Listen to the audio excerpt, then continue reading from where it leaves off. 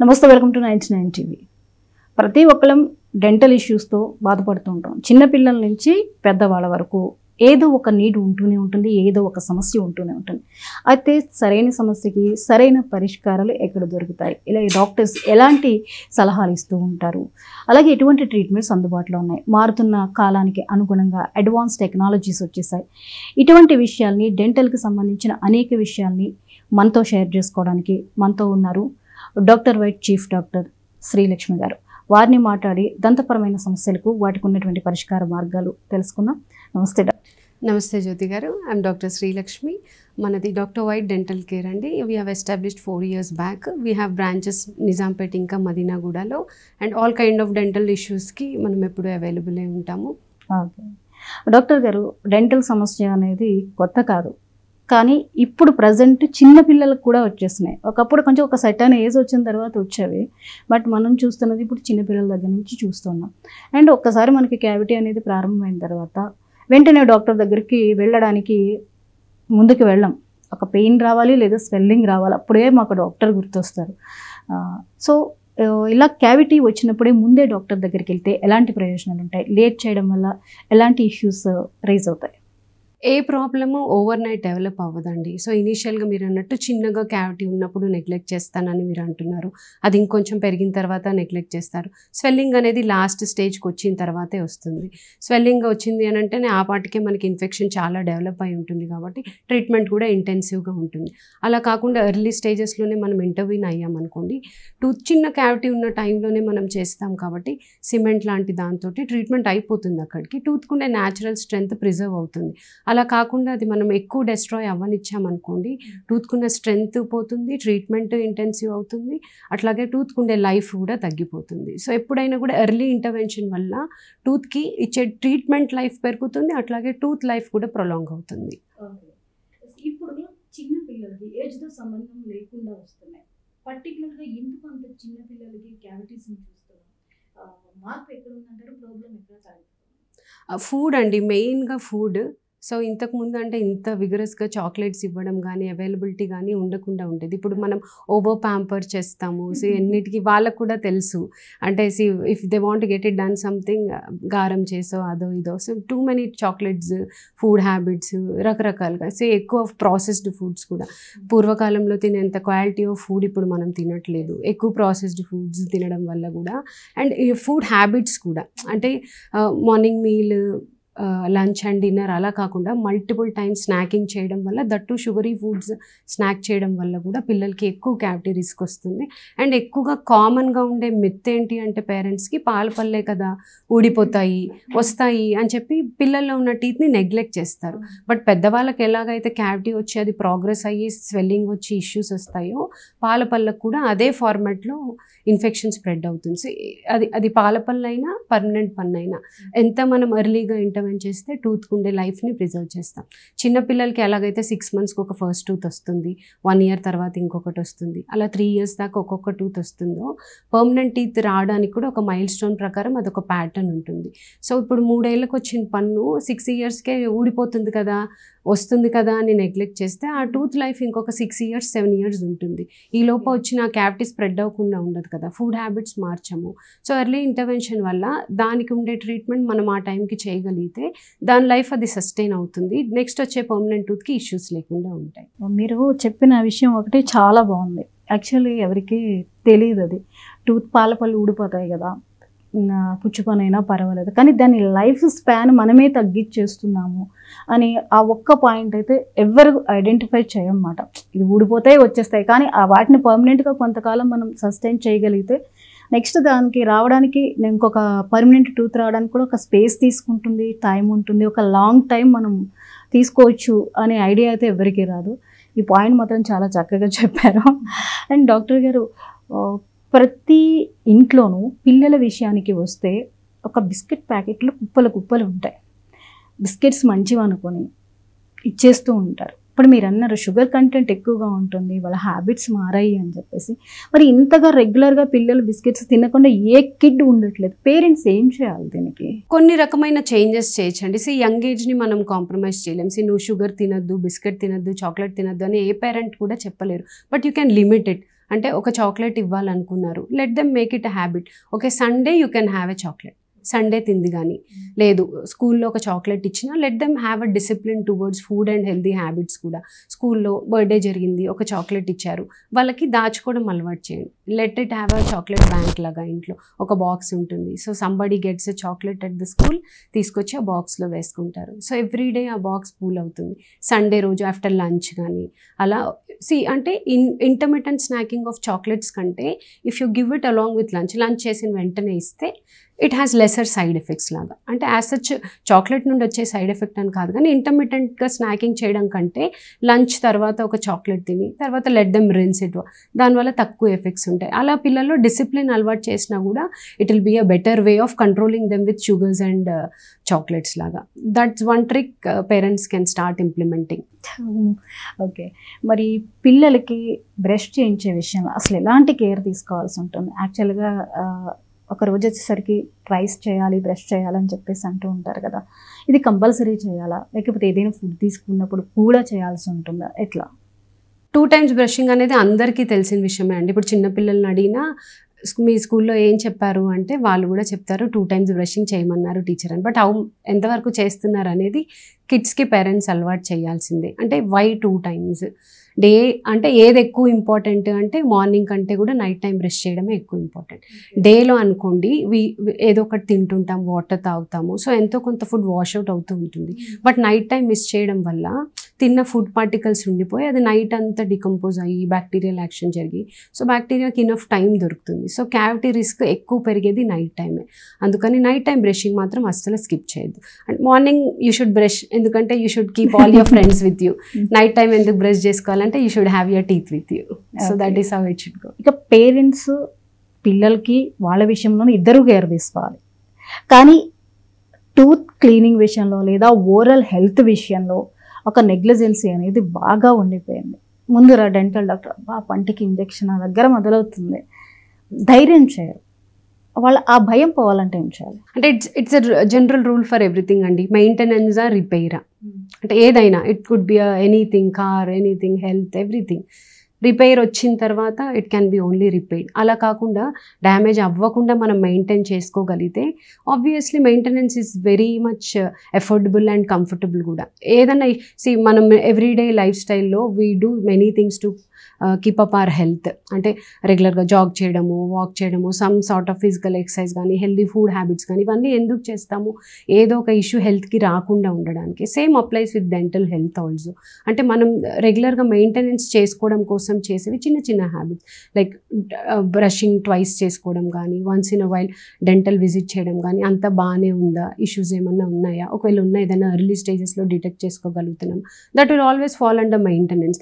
అలా కాదు నొప్పి వచ్చింది, వాపు వచ్చింది, పన్ను ఊడిపోయింది, దోస్ ఆర్ ఆల్ రిపేర్స్.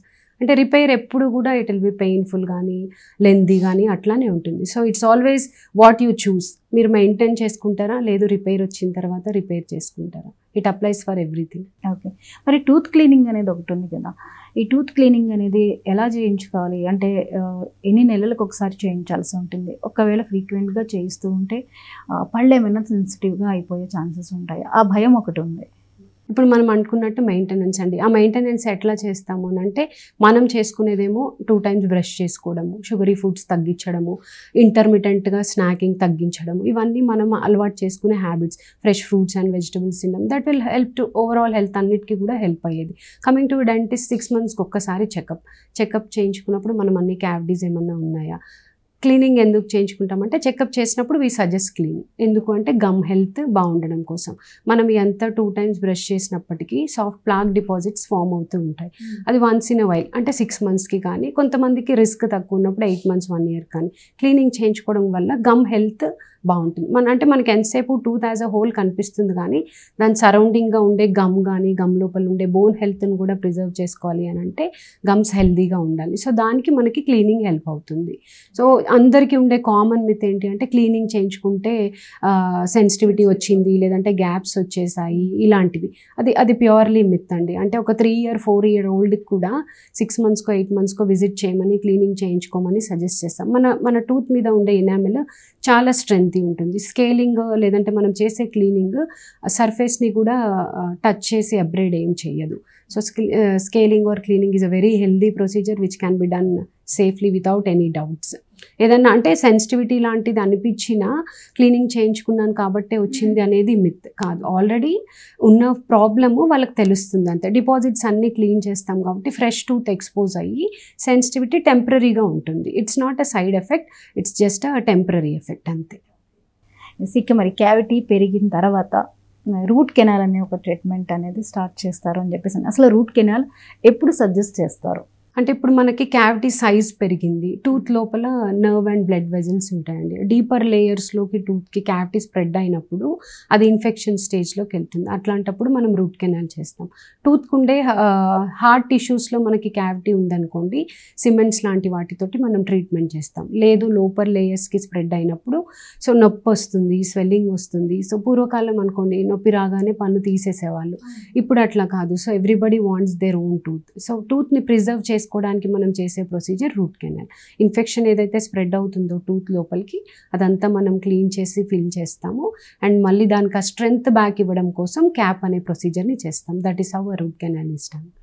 ఈ క్యాప్స్లో కూడా టైప్స్ కూడా ఉంటాయి కదా, వేటిని బాగా సజెస్ట్ చేస్తారు? వీటికి లైఫ్ టైం ఎలా ఉంటుంది? మనకు జనరల్గా ఎనీ క్యాప్స్ జనరల్గా 10 years 15 years అట్లా ఉంటాయండి. ఇప్పుడు ఫ్రంట్ టీత్ ఉన్నాయి అని అంటే అవి మనం స్మైల్ జోన్లోకి వస్తాయి కాబట్టి ఈస్థెటికల్గా ఎక్కువ డిమాండింగ్ ఉన్న ఏరియాస్ కాబట్టి జిర్కోనియం కానీ ఈమాక్స్ లాంటి క్రౌన్స్ సజెస్ట్ చేస్తాము. అదే వెనకాల క్రౌన్స్ అనుకోండి మెటల్ సెరామిక్ క్రౌన్స్ కానీ అట్లాంటివి సజెస్ట్ చేస్తాం. ఓకే, మరి ఇంప్లాంట్స్ విషయానికి వస్తే అది ఒక ఎక్స్పెన్సివ్ ట్రీట్మెంట్ అనేది వింటున్నాం. అది ఎంతవరకు వస్తాము? ఇంప్లాంట్ ఎవరు వేయించుకుంటే బెటర్?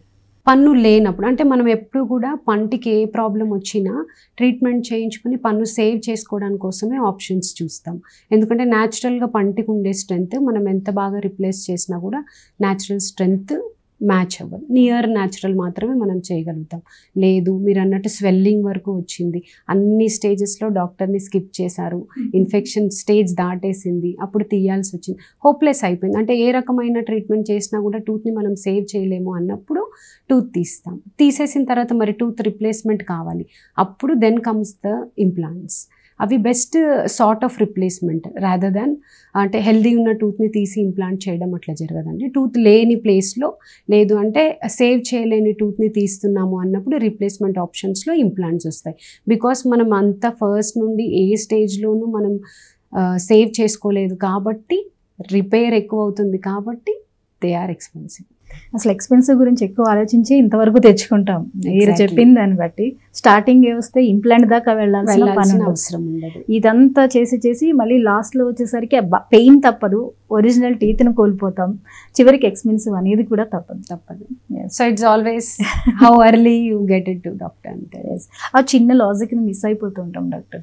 ప్రాబ్లం వచ్చిన తర్వాత అది పెద్దదైతే రేపు చూద్దాం ఎల్లుండి చూద్దాం అంటే సంవత్సరాలు గడిపేస్తాం. ఈ లోపు మళ్ళీ మెడిసిన్స్ వేసుకుని హోమ్ రెమెడీస్ చేసి అవి ఇవి చేసేసరికి ఎంతో కొంత డ్యామేజ్ స్ప్రెడ్ అవుతుంది. దానివల్ల మనకి ఇంకొంచెం ఎక్కువ పెయిన్ అండ్ సఫరింగ్ జరుగుతుంది.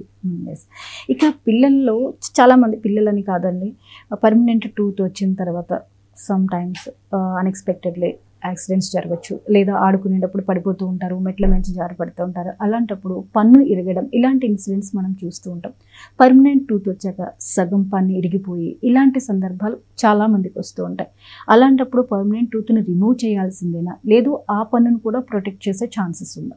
ఎప్పుడు కూడా కిడ్స్లో పర్మనెంట్ టూత్ వచ్చిన తర్వాత ఎనీ కైండ్ ఆఫ్ ట్రామా జరిగినప్పుడు దాన్ని సేవ్ చేయడానికి మనం చూస్తామండి.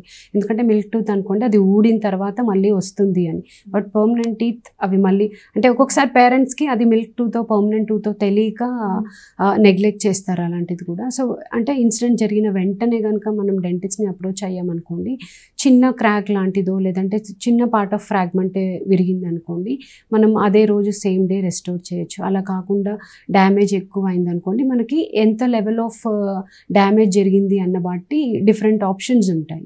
సో దాని ప్రకారం ఎర్లీ ఇంటర్వెన్షన్ చేస్తే టూత్ తీయకుండా పర్మనెంట్ టూత్ని మనం సేవ్ చేసుకోవడానికి మల్టిపుల్ ఆప్షన్స్ ఉంటాయి మనకి. సో యాజ్ ఎర్లీ యాజ్ మనం డెంటిస్ట్ని చూడడం చాలా ఇంపార్టెంట్ అట్లాంటి ఎమర్జెన్సీ టైంలో. ఓకే, ఇకపోతే టూత్ అందంగా ఉండాలని, చక్కటి పలువరస ఉండాలని అందరం కోరుకుంటాం. బట్ మ్యానుఫ్యాక్చరింగ్ డిఫెక్టో ఎఫెక్టో ఏదో ఒకటి చిన్న చిన్న డిస్టర్బెన్సెస్ కొందరి టూత్లో ఉంటూ ఉంటుంది. వీటికి బ్రేసెస్ ఒకప్పుడు పళ్ళెత్తుగా ఉన్నా కొంచెం చూడడానికి అంత అందంగా లేకపోయినప్పుడు బ్రేసెస్ అనేవి వేస్తూ ఉంటారు. అయితే బ్రేసెస్ ఇప్పుడు టూత్ అలైనర్స్, ఇవి రెండిట్ల పేర్లు ఉంటున్నాయి. బ్రేసెస్ అంటే ఎప్పటి నుంచో ఉన్నాయి, ఈ మధ్య కాలంలో అలైనర్స్ బాగా వినిపిస్తూ ఉంది. ఏంటి దానికి దీనికి తేడా ఏంటి? ట్రీట్మెంట్ సేమ్ ఉంటుందండి. మీరు అన్నట్టు ఇంతకుముందు స్కూల్ ఏజ్లోనో కాలేజ్ ఏజ్లోనో పళ్ళు వంకరగా ఉన్నా అలా ఉన్నా పేరెంట్స్ ఇంటర్ఫియర్ అయ్యి కరెక్ట్ చేయడం అది మనకి ఎప్పటి నుండో తెలిసింది. లేదు అంటే ఇప్పుడు కొంతమంది ఇప్పుడు అవే బాగున్నాయనో వద్దనుకునో ఒక సర్టన్ ఏజ్ సోషల్గా మూవ్ అవ్వడం స్టార్ట్ చేసి వర్క్ చేయడం స్టార్ట్ చేసిన తర్వాత అవి చూసి వాళ్ళు బెటర్ స్మైల్ కావాలి అనుకున్నప్పుడు ఇప్పుడు బ్రేసెస్ ఏం వేసుకుంటాము ఈ ఏజ్లో, అలాంటి లిటిల్ డిఫరెన్సెస్ ఉంటాయి కదా. దెన్ కమ్స్ ద అలైనర్స్ వచ్చేటప్పుడు మనకి ఇట్లా సోషల్గా ఎక్కువ మూవ్ అయ్యే వాళ్ళకి కానీ వర్క్ స్పేస్లో ఉన్న వాళ్ళకి కానీ వాళ్ళ బ్యాక్ అంటే అప్పుడు చేయించుకోలేదు ఇప్పుడు నాకు కావాలి అనుకున్నప్పుడు బెస్ట్ ఆప్షన్స్ అలైనర్స్. ఇన్విజిబుల్ ఉంటాయి కాబట్టి వాళ్ళ వర్క్ ఎటువంటిది ఇబ్బంది ఉండదు. ఒక్కొక్కసారి షై ఉంటారు ఆ బ్రేసెస్ని షో చేయడానికి, అలాంటప్పుడు కూడా ట్రీట్మెంట్ ఎప్పుడు సేమ్ ఉంటుందండి. అది బ్రేసెస్తో చేసిన అలైనర్స్తో చేసిన అవుట్కమ్ ఎప్పుడు మనం సేమ్ అవుట్కమ్ వస్తుంది. It's just our comfort. అంటే బ్రేసెస్ పెట్టుకుంటే అన్ని టైప్ ఆఫ్ ఫుడ్స్ తినలేమని ఆలోచించినా లేదంటే అది పెట్టుకుని బయటకు తిరగలేము అనిపించినా కూడా అలైనర్స్ అవి చాలా హెల్ప్ఫుల్ అవుతాయి. ఏజ్ లిమిటేషన్ అనేది ఉండదు బేసికల్గా. సో ఏ ఏజ్లో కావాలనుకున్నా కూడా అలైనర్స్ తోటి మనం స్మైల్ కరెక్షన్స్ చేసుకోవచ్చు. అంటే 30-40కి కూడా మీరు సజెస్ట్ చేస్తారు? ఓకే.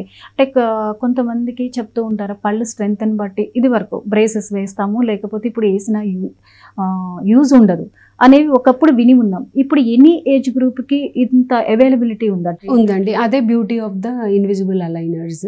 మనకి as long as gum health bone health బాగుంది, టీత్ అంతా హెల్తీగా ఉన్నాయంటే ఏ ఏజ్లో అయినా కూడా అలైనర్స్ చేసుకోవచ్చు. సో ఇంతకుముందు నేను చేయించుకోలేకపోయానే అన్న అది ఉన్నప్పుడు ఏ ఏజ్లో అయినా చేసుకోవచ్చు, ఆప్షన్ వచ్చింది ఇప్పుడు. ఓకే. ఇది ఎక్స్పెన్సివ్ అవుతుందా? అలైనర్ అనేది ఒక ఎక్స్పెన్సివ్ ట్రీట్మెంటా? అందరికీ స్మైల్ కరెక్షన్ జనరల్గానే స్మైల్ కరెక్షన్ ఈస్థెటికల్గా చేసుకునే ఏ ప్రొసీజర్స్ అయినా లిటిల్ ఎక్స్పెన్సివ్ ఉంటాయండి. అంటే ఇది ఎంతకాలం వేసుకోవాల్సి ఉంటుంది? మనం చేసే కరెక్షన్ని బట్టి ఇప్పుడు చిన్న కరెక్షనే ఉందనుకోండి 6 months 8 months లోపల అయిపోతుంది. కొన్ని కేసెస్లో కాంప్లికేషన్ ఉండి చాలా టైం పట్టేటప్పుడు మాత్రం అవి they go little lengthy. Okay. ఇప్పుడు స్మైల్ డిజైనింగ్కి ఇంత ప్యాషన్ పెరిగిపోయింది కదా, ఇది అందరికీ అవసరమా లేకపోతే కొందరికే సజెస్ట్ చేస్తారు? స్మైల్ అనేది నీడ్ అండి. ఇప్పుడు మీకు కావాలి, if you want to look better you will always have an option. So ఇప్పుడు ఫ్లోరోసిస్ లాంటి కేసెస్లో టీత్ బ్రౌన్ స్టెయిన్స్ కానీ షేప్ అండ్ సైజ్ నచ్చలేదు, అలాంటప్పుడు మనం ఆల్టర్ చేస్తూ స్మైల్ని డిజైన్ చేస్తాం వెనియర్స్ ద్వారా కానీ క్రౌన్స్ ద్వారా కానీ. సో అది స్మైల్ డిజైనింగ్లోకి వస్తుంది. అంటే మీరు మిమ్మల్ని బెటర్గా ప్రజెంట్ చేసుకోవాలి అనుకున్నప్పుడు టీత్ మీకు ఇది అడ్డం ఉంది, సో ఎల్లోనెస్ నచ్చలేదు, లేదంటే టీత్ మీద ఉండే బ్రౌన్ స్టెయిన్స్ నచ్చట్లేదు, లేదంటే టూత్ షేప్ అండ్ సైజ్లో ఫార్మాట్లో డిఫరెన్స్ వస్తే నేను బెటర్గా ఉంటాను అని మీకు అనిపించినప్పుడు you can go for smile designing options. అంటే దీనికి ఏమైనా పర్టికులర్ మెయింటెనెన్స్ కానీ ఫుడ్ హ్యాబిట్స్లో కానీ ఇంకేదైనా జాగ్రత్తలు తీసుకోవాల్సిన అవసరం ఉంటుందండి. ఈస్థెటికల్గా మనం బెటర్ లుక్ కోసం చేసే ఏ ప్రొసీజర్స్ అయినా they need little maintenance. Okay. అవి ఎలాంటివో చెప్పగలరా? అంటే హార్డ్ థింగ్స్ లాంటివి బైట్ చేసేటప్పుడు కటింగ్ అండ్ చాపింగ్ చేసుకుని తినడానికి స్లైస్ చేసి తినడానికి ఉండే డిఫరెన్స్ అంతే, లిటిల్ డిఫరెన్సెస్. అంటే ఇప్పుడు పిల్లలకు కూడా అలైనర్స్ వేయొచ్చా? వాళ్ళు మెయింటైన్ చేయగలరా? ఒక సర్టెన్ ఏజ్ తర్వాత అండి. కిడ్స్ యాజ్ సచ్ కిడ్స్కి 10 లోపల అట్లా చెయ్యము, టీనేజర్స్ నుండి చేయొచ్చు. అంటే వాళ్ళని కంట్రోల్ చేయలేము కిడ్స్ అంటే అప్పుడు పళ్ళు పర్మనెంట్ పళ్ళు కలిపి ఉంటాయి. సో ఆ స్టేజ్లో అలైన్మెంట్ అవసరం ఉండదు. అవి గ్రోత్ ఫంక్షనల్ కరెక్షన్స్ చేస్తాము. As such aligners we start from teenagers. అంటే పర్మనెంట్ టీత్ వచ్చాక ఎన్ని స్టేజ్లో మీరు అలైనర్స్ చేసుకోవచ్చు. ఇక జ్ఞానదంతం విషయానికి వస్తే అందరినీ ట్రబుల్ చేస్తుంది, దాని బారిన పడని వాళ్ళు ఉండరు. కొంతమంది తీయించుకోవాల్సిన పరిస్థితి వస్తుంది, కొంతమందికి అది సగం వచ్చి ఆగిపోతుంది. ఈ జ్ఞానదంతం కంప్లైంట్ వచ్చినప్పుడు డాక్టర్ దగ్గరికి వెళ్ళాలా, నొప్పిని భరిస్తూ పోతుందిలే అని వదిలేయచ్చా? ఏం చేయాలి? ఎప్పుడైతే ప్రాబ్లం వచ్చినప్పుడు చూయించుకోవడమే ఎనీడే సజెస్టబుల్. సో జ్ఞానదంతాలు మీరు అన్నట్టు 100లో 95 పీపుల్కి అవి రాంగ్ పొజిషన్స్లో రావడమే ఎక్కువ నొప్పితోటి అట్లా వస్తాయి. ఎందుకంటే దవడలో ఇంతకుముందు ఆజాన్ బాహుల్ లాగా పెద్దగా ఉండి మేబీ అప్పుడు 3rd molarకి సరిపడా ప్లేస్ ఉండేదేమో, but now that we don't have that enough space.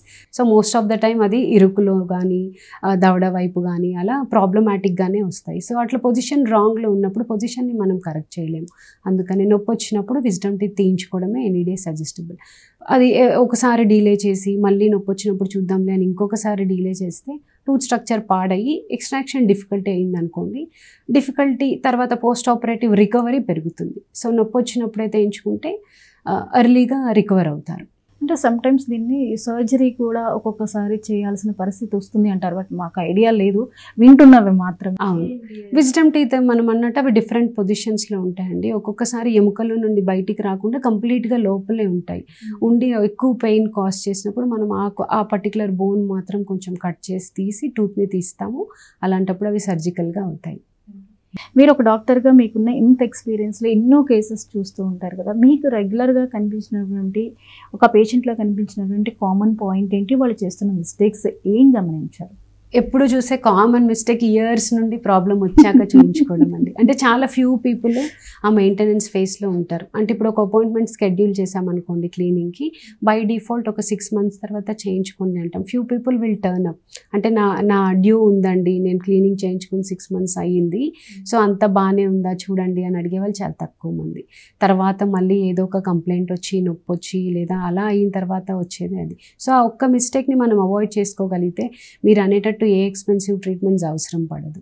ఇక క్యాప్స్ విషయానికి వస్తే, క్యాప్స్ వేయించుకున్న తర్వాత కొంతకాలమే కంట్రోల్లో ఉంటారు అన్నమాట. ఫుడ్ హ్యాబిట్స్ విషయంలో కంట్రోల్ చేసుకోలేరు.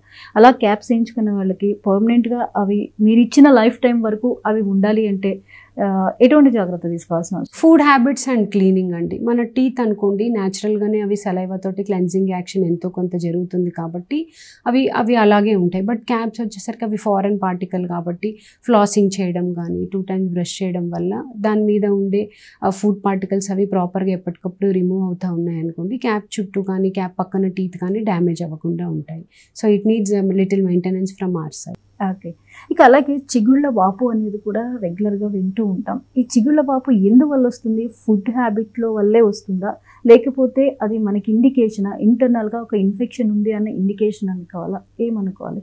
మీరు అన్నట్టు మనం 2 times బ్రష్ చేసినా ఎంతో కొంత సాఫ్ట్ ప్లాక్ డిపాజిట్స్ ఫామ్ అవుతాయి అంటున్నాను కదా, అవి నథింగ్ బట్ బ్యాక్టీరియా ఉంటాయి. అవి ఎప్పుడైతే నైట్ టైం మనం మిస్ చేస్తామో లేదంటే ఆ ప్లాక్ కాస్త గట్టిపడి టాటర్ మనం గారా అంటాం చూడండి అలా పడతాయో అవి గమ్స్కి ఇరిటేషన్ని చేస్తాయి. సో అవి ప్రొలాంగ్డ్గా అలాగే ఇరిటేటెడ్గా ఉన్నాయి, మనం క్లీనింగ్ మిస్ చేసాము, సో అవి ఇరిటేషన్కి రియాక్షన్ కింద గమ్స్ స్వెల్ అవ్వడం స్టార్ట్ చేస్తాయి.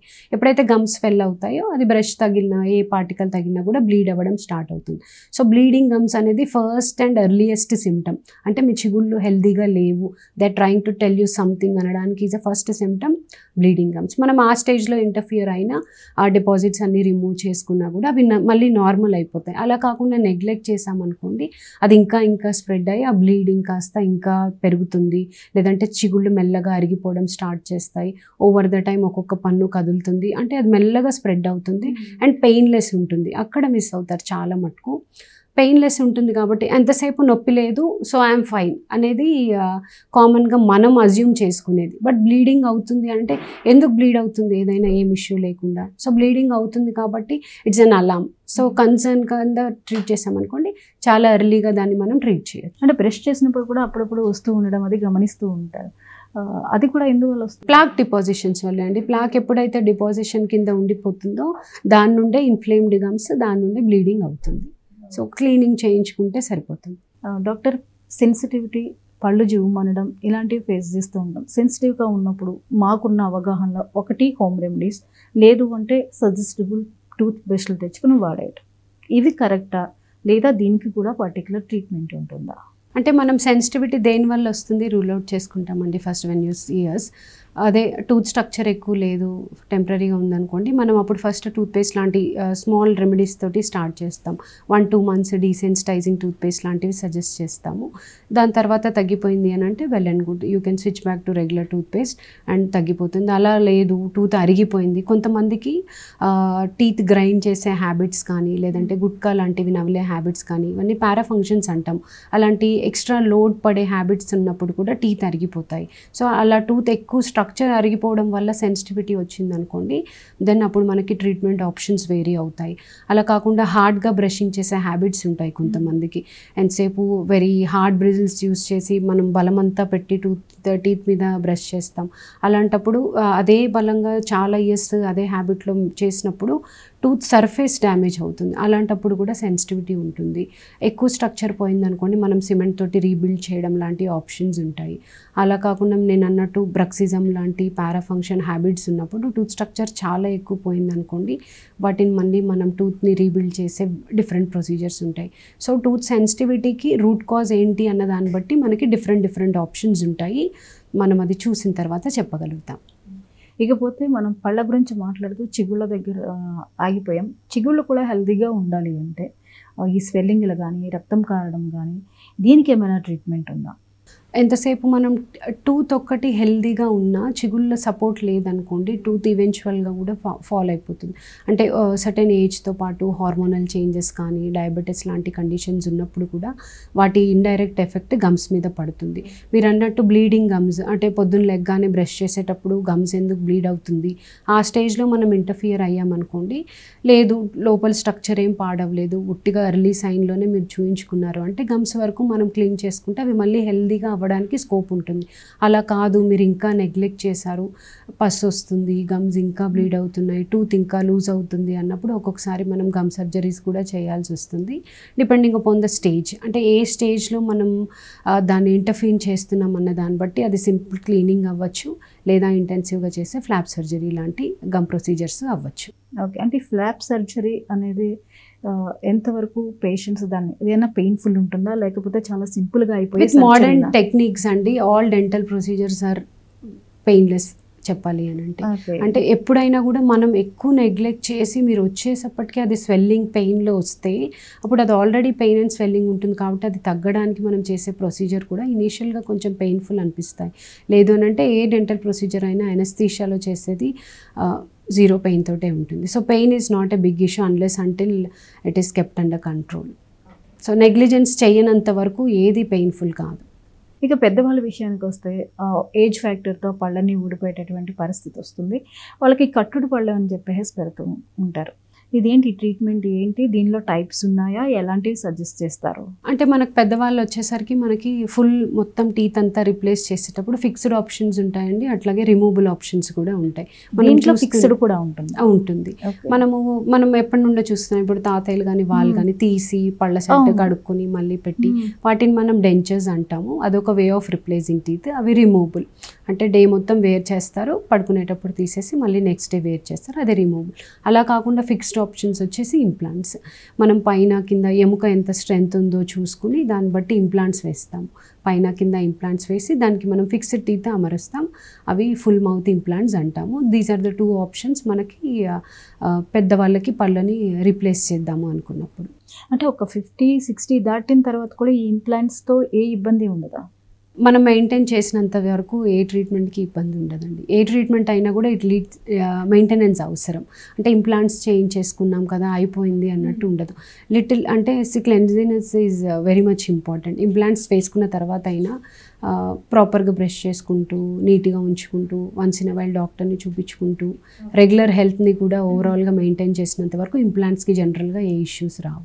లేదు అన్కంట్రోల్డ్ డయాబెటీస్ వస్తుంది, ఏజ్తో పాటు షుగర్ లెవెల్స్ పెరిగాయి, ఓవరాల్ హెల్త్ డెటీరియేట్ అయింది, అప్పుడు దాని ఎఫెక్ట్ కింద ఇంప్లాంట్స్ కింద కూడా మనం చూస్తాం. అంటే ఇప్పుడు సపోజ్ ఒక షుగర్ పేషెంట్, బీపీ పేషెంట్స్ ఈరోజు కామన్ అయిపోయినాయి, ఇంకా ఏజ్ ఫ్యాక్టర్ కూడా ఉందనుకోండి, అలాంటి వాళ్ళకి ట్రీట్మెంట్ మీరు ఎప్పుడు సజెస్ట్ చేస్తారు? వాళ్ళ హెల్త్ కంట్రోల్ని మీరు ఎలా మానిటర్ చేస్తారు? ఇప్పుడు అన్కంట్రోల్డ్ డయాబెటీస్ అట్లా ఉందనుకోండి, ఇంప్లాంట్స్ చేయలేము. సో జనరల్ హెల్త్ కూడా చెక్లో ఉండాల్సిందే ఫ్యూ ట్రీట్మెంట్స్కి. ఇప్పుడు బోన్కి కొన్ని ఉండే కండిషన్స్ ఉంటాయి, అలాంటప్పుడు కూడా మనం ఇంప్లాంట్స్ చేయలేము. సో అలాంటి హెల్త్ ఏదన్నా ఉంది మనం ఇంప్లాంట్స్ చేయలేము అన్నప్పుడు మనం తీసి పెట్టుకునే డెంచర్స్ మీద రిలై అవుతాం. ఓకే, అంటే ఒక పేషెంట్ కండిషన్ బట్టి కూడా డెసిషన్ తీసుకోవాల్సి ఉంటుంది. మల్టీ ఫ్యాక్టోరియల్ ఉంటుందండి. పేషెంట్ నీడ్, వాళ్ళ అండర్లైనింగ్ హెల్త్ కండిషన్, వాళ్ళు ఎన్నిసార్లు చెకప్కి రాగలుగుతున్నారు లేదు, విజిట్స్కి, అన్నిటినీ కన్సిడర్ చేసి మనం ట్రీట్మెంట్ ఆప్షన్స్ ఇవ్వడం జరుగుతుంది. ఇప్పుడు ట్రీట్మెంట్ తీసుకున్న పేషెంట్స్ ఉంటారు, క్యాప్స్ వేయించుకున్న వాళ్ళు ఉంటారు కదా, క్యాప్స్ వేయించుకున్న తర్వాత వాళ్ళు కూడా మీ దగ్గరికి ఫ్రీక్వెంట్గా చెకప్కి రావాల్సిన అవసరం ఉంటుందా? అవి సేఫ్గా ఉన్నంతకాలం దాని గురించి పెద్దగా పట్టించుకోవాల్సిన అవసరం అంటే ఇప్పుడు ఒక్క పన్నుకి రూట్ కెనాల్ చేయించుకుని క్యాప్ వేసుకుని మిగిలిన పళ్ళు కూడా ఉంటాయి కదండి. సో అదే మనం ఇందాక నుండి మెయింటెనెన్స్ అని చెప్పుకుంటుంది. ఒక పన్ను రూట్ కెనాల్ వరకు వెళ్ళింది, మిగతా ఏవి వెళ్ళకూడదు అంటే మనం ఏదో ఒక ప్రికాషన్ మన సైడ్ నుంచి చూసుకోవాలి కదా. సో మనం ఇంట్లో చేసుకునే హ్యాబిట్స్ అన్నీ మనం అలవాటు పరుచుకునేవి. అలా కాకుండా డెంటిస్ట్ దగ్గర ఇప్పుడు ఒక టూత్కి క్యావిటీ వచ్చింది, లేదంటే పంటికి మధ్యలో క్యావిటీ వచ్చింది, అది ఎలా తెలుస్తుంది? మనం ఆ 6 monthsకి మీరు విజిట్కి వెళ్ళినప్పుడు ఎక్స్రేస్ తీయడం వల్లనో అలాగా తెలుస్తుంది. సో మిగిలిన టీత్ ఎఫెక్ట్ అవుతున్నాయా లేదా, హెల్తీగా ఉన్నాయా అని చూసుకోవడానికైనా కూడా విజిట్స్ అవసరం. జస్ట్ ఆ ఒక్క క్యాప్ ఎలా ఉందో లేదో అనే దానికంటే ఓవరాల్గా డెంటల్ హెల్త్ బాగుందా, అన్నీ బాగున్నాయని చూయించుకోవడానికి రెగ్యులర్ విజిట్స్ అవసరం.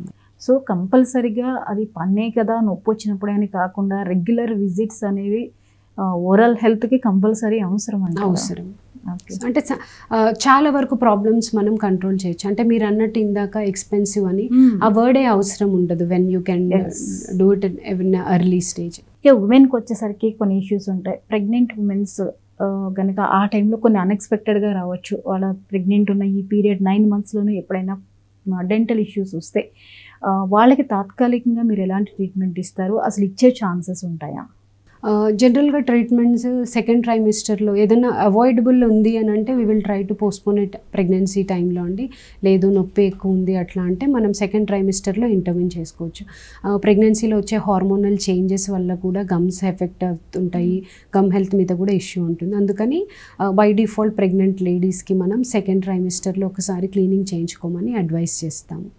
డాక్టర్ గారు, చివరిగా పేషెంట్స్కి లేదా మా ఆడియన్స్కి అందరికీ పిల్లల విషయంలో కానీ పెద్దల విషయంలో కానీ ప్రతి ఒక్కరూ తీసుకోవాల్సిన జాగ్రత్త ఏంటి టీత్ విషయంలో? ప్రాబ్లం పెద్దది అయ్యేదాకా వెయిట్ చేయకుండా ఉండడం ఈజ్ ద ఓన్లీ సొల్యూషన్ అండి. అంటే ఏదన్నా స్టార్టింగ్ స్టేజ్లో ఉంది, మీరు అన్నట్టు బ్లీడ్ అవుతుందో, లేదంటే ఫుడ్ స్టక్ అవుతుందో, లేదంటే చిన్న క్యావిటీ ఒక డాట్ లాగా కనిపించిందో, ఆ స్టేజ్లోనే చూయించుకుంటే చిన్న ట్రీట్మెంట్తో అయిపోతుంది. అది పెరిగి పెద్దది అయ్యే వరకు వెయిట్ చేయకుండా ఉంటే పిల్లలకైనా పెద్దవాళ్ళకైనా, అంటే నొప్పి అంటూ వస్తే అది పెద్దవాళ్ళకి ఎంత ఉంటుందో పిల్లలకు కూడా అంతే ఉంటుంది. అంటే చిన్న దెబ్బ తగిలితేనే మనం చూడలేము, అట్లాంటిది వాళ్ళు పంటి నొప్పితోటి వాళ్ళు కూడా అంతే సఫర్ అవుతారు. సో ఆ స్టేజ్ దాకా వెళ్ళకుండా, అండ్ మోస్ట్లీ పాల పన్ను ఊడిపోతుంది, ట్రీట్మెంట్ అవసరం లేదు అనేది మైండ్లో నుండి తీసేసి ఏ ప్రాబ్లం వచ్చినా ఒకసారి చూపించడంలో పోయేది ఏం లేదు. సో ఎర్లీగా చూపించుకోవడం వల్ల ఏదైనా కూడా it can be kept under control. Okay, thank you doctor. ఎన్నో విషయాన్ని, కొన్ని అపోహల్ని కూడా ఇప్పుడు మీరు మాకు షేర్ చేశారు. Thank you so much. Thank you అండి. చూశారు కదండి, పన్నే కదా అని వదిలేదు. పన్ను నొప్పి వచ్చేదాకా, పన్ను పాడయ్యేదాకా మాత్రం వెయిట్ చేయకండి. స్టార్టింగ్లోనే కనుక ఆ ప్రాబ్లమ్ని కనిపెట్టి మనం డాక్టర్ని సంప్రదిస్తే చాలా తక్కువ డ్యామేజ్తో బయటపడతాము. ఎలాంటి ఇబ్బంది లేకుండా మన డెంటల్ యొక్క లైఫ్ టైంని పెంచిన వాళ్ళు అవుతాము. మన ఓరల్ హెల్త్ కూడా చాలా బాగుండే అవకాశం ఉంటుంది. కాబట్టి చిన్న ఇష్యూ అని వదిలేయకుండా ఒకసారి విజిట్ అవ్వండి, డాక్టర్ సలహా తీసుకోండి. వాళ్ళ సలహాలు సూచనలు కనుక ముందుకెళ్తే మరింత హెల్తీగా మనం ఉండొచ్చు. ఇది ఇవాల్టి స్పెషల్ ఎపిసోడ్కి పోషక్ 99.